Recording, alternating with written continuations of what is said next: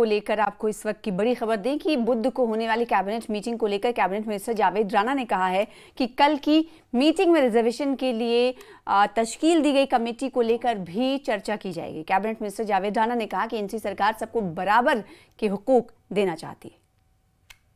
Reservation को लेके काफ़ी लोगों का ये कहना था कि जो रिजर्वेशन जो है वो जनरल कैटेगरीज के लोगों के साथ ज्यादती है। उसमें एक कैबिनेट सब कमेटी बनी थी, जो कैबिनेट सब कमेटी ने रिपोर्ट जो है वो गवर्नमेंट को सबमिट की थी और स्टेट की कैबिनेट ने उसका अप्रूवल दिया, फिर लॉ को भेज दिया था।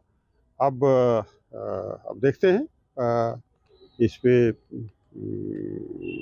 क्या फैसला होता है। कुछ नए कम्युनिटीज़ जो हैं वो शेड्यूल ट्राइब की ज़िम्मे में आ गई हैं और जहां आरबीए था, हमारा ओबीसी था या ईडब्ल्यूएस था, वो लोग जो हैं वो शेड्यूल ट्राइब के ज़िम्मे में आ गए हैं।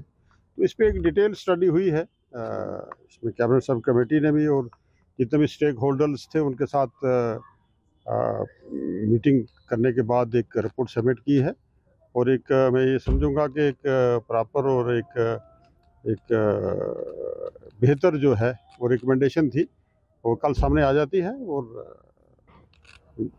उसमें हर कम्युनिटीज़ की प्रॉब्लम्स को मद्देनज़र रखा गया है।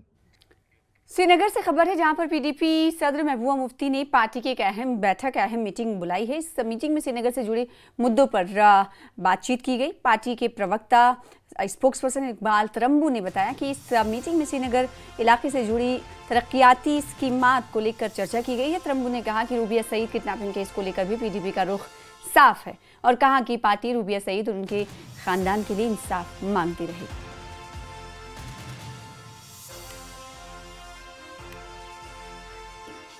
पुलवामा के काकपुरा इलाके में कांग्रेस कश्मीर ऑब्जर्वर चौधरी आफ्ताब अहमद ने कारकुनान के साथ एक मीटिंग की और पार्टी को ज़मीनी सतह पर मजबूत करने पर चर्चा की गई। उन्होंने बताया कि गुज़िश्ता कुछ दिनों से कश्मीर के अलग अलग इलाकों में कांग्रेस पार्टी को ज़मीनी सतह पर मजबूत करने के लिए वर्कर्स मीटिंग हो रही है। काकपुरा इलाके में भी हुई इस मीटिंग में कांग्रेस के सीनियर लीडर गुलाम कादिर और मोहम्मद अनवर भट्ट मौजूद रहे।